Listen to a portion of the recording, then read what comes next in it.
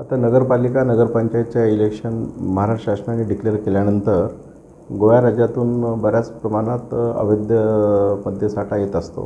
त्या दृष्टिकोनातून आमच्या निरीक्षक भरारी पथक कोल्हापूर यांनी 3 गाड्या काल पकडलेल्या आहेत। त्याच्यामध्ये एक टाटा कंपनीची एक आहे, एक टोयोटाची एक आहे आणि एक मारुती सुझुकीची आणि जवळपास 70 बॉक्सेसचे विदेशी मद्यसाठा जप्त केलेला आहे। त्याची किंमत जवळपास 6.5 लाखाच्या आसपास आहे। एकूण मुद्देमालाची किंमत दारू आणि गाडी जर पकडली तर 18,60,000चा मुद्देमाल आहे टोटल। सर, आता तुम्ही सुरुवातीलाच म्हणालात की जे आता इलेक्शन्स चालू होती, घोषणा झालेली आहे, तर त्या पार्श्वभूमीवर विभागामध्ये आपल्या 5-6 जिल्ह्यांमध्ये कशा पद्धतीनं आपलं बऱ्यापैकी काम करत आहे आणि काय उपाययोजना करणार? याच्यामध्ये कोल्हापूर विभागामध्ये एकूण 5 जिल्हे येतात: सातारा, सांगली, कोल्हापूर, रत्नागिरी, सिंधुदुर्ग।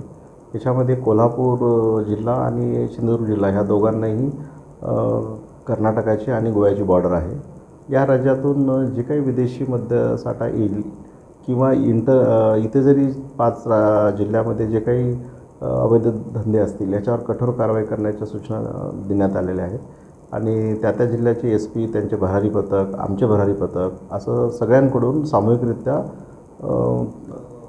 कडक कारवाई करण्यात येत आहे। सर, 5 जिल्ह्यांमध्ये किती कर्मचाऱ्यांची, अधिकाऱ्यांची नजर असते या सगळ्या गोष्टी? ह्या आता प्रत्येक जिल्ह्यामध्ये आमचे निरीक्षक आहेत, त्याच्यामुळे टोटल विभागामध्ये जवळपास 30 निरीक्षकाची टीम आहेत। हे जे एक्झिक्युटिव्हमध्ये जे जिल्ह्याला काम आहेत, प्लस प्रत्येक जिल्ह्यामध्ये भरारी पथक वेगवेगळे आहेत, प्लस आमचं भरारी पथक, प्लस चेकनाके पण आमच्याकडे 4 चेकनाके आहेत। इन्सुलीला एक चेकनाका आहे, कागलला एक आहे, शिनुलीला एक आहे, असे 4 चेकनाके पण आहेत, भरारी पथकं आहेत आणि कार्यकारी निरीक्षक जे आहेत ते 32 निरीक्षकाची टीम ही त्या कार्यक्षेत्रामध्ये किंवा गुप्त पद्धतीने जे काही माहिती मिळेल त्याच्यावर ते कारवाई करतात।